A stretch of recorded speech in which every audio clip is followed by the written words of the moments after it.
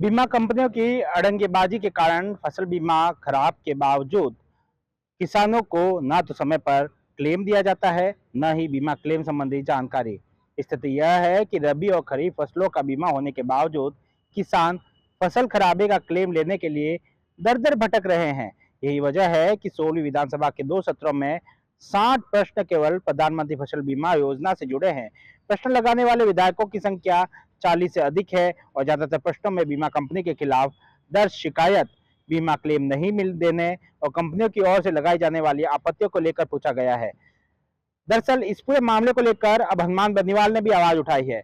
उन्होंने ट्वीट करते हुए कहा कि प्रधानमंत्री फसल बीमा योजना ने किसानों से प्रीमियम लेने के बावजूद फसल खराब होने पर क्लेम देने में बीमा कंपनियों द्वारा आनाकानी की जाती है। आपत्तियों के नाम पर क्लेम को लंबित कर दिया जाता है। राज्य सरकार द्वारा अधिसूचना जारी होने के बावजूद तहसील स्तर पर इस संबंध में गठित मॉनिटरिंग कमेटियों की बैठकों को आहूत करने में भी महज औपचारिकता की जा रही है।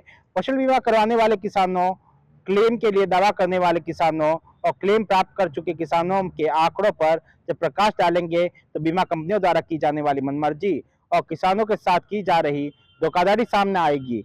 केंद्र और राज्य सरकार को तत्काल प्रभाव से बीमा कंपनियों की मनमर्जी पर लगाम लगाने के लिए प्रभावी नीति बनाने का अविलंबन लंबित क्लेम का भुगतान संबंधित किसान को दिलवाने हेतु ठोस कदम उठाने की जरूरत है। दरअसल प्रधानमंत्री फसल बीमा योजना में सरकार हर 1-2 साल से बीमा कंपनी बदल देती है। इससे किसानों को क्लेम लेने में परेशानी होती है। क्लेम जारी होने तक अगले साल का बीमा होने लग जाता है। ऐसे में यदि उस जिले की बीमा कंपनी बदल गई तो संबंधित कंपनी का कोई प्रतिनिधि भी जिले में नहीं रहता है। ऐसे में उस प्रतिनिधि से बात करने में भी दिक्कत आती है। वहीं खरीफ में 31 जुलाई और रबी में 31 दिसंबर तक बीमा किया जाता है। इन तिथियों तक प्रीमियर कंपनी के खाते में जमा होने पर ही बीमा होगा, लेकिन जब क्लेम देने की बात आती है तो कंपनी 1 से 2 साल लगा देती है। कई प्रकरण तो ऐसे हैं जिसमें 3-4 साल बाद भी किसान चक्कर काट रहे हैं।